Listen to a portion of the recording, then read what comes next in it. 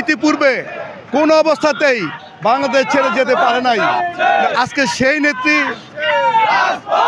নেত্রী বাংলাদেশে আসছে।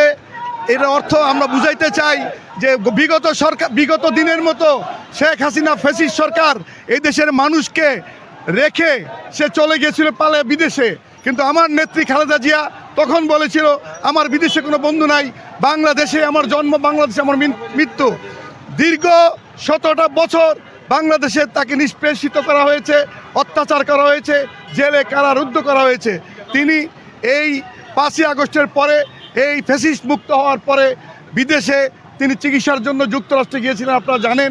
আজকে সে এই 6 মাস চিকিৎসা শেষে বাংলাদেশের মানুষের ভালোবাসার টানে আবার তিনি দেশে ফিরে আসছেন তার 2 পুত্র বধূকে নিয়ে, এবং তিনি এসে বাংলাদেশের মানুষকে এই বার্তা দিতে চান যে খালেদা জিয়া এই উন্মুক্ত, এই ফ্যাসিস্ট মুক্ত দেশটা দেখার জন্য আল্লাহ তাকে বাঁচিয়ে রেখেছেন। তিনি আগামী দিনে তার স্বপ্ন এই দেশটা ফ্যাসিস্ট মুক্ত হবে, এই দেশের মানুষ স্বাধীনভাবে কথা বলতে পারবে, এই দেশের মানুষের জীবন মান উন্নত হবে এবং এই দেশটা স্বৈরাচার মুক্ত হবে। এটাই হলো খালেদা জিয়ার স্বপ্ন।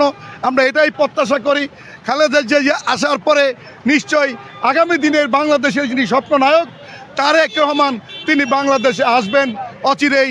আমরা সম্ভবত ধরে নিতে পারি এই মাসেই আসবেন অথবা এই মাসের আগামী মাসের শুরুতে আসবেন।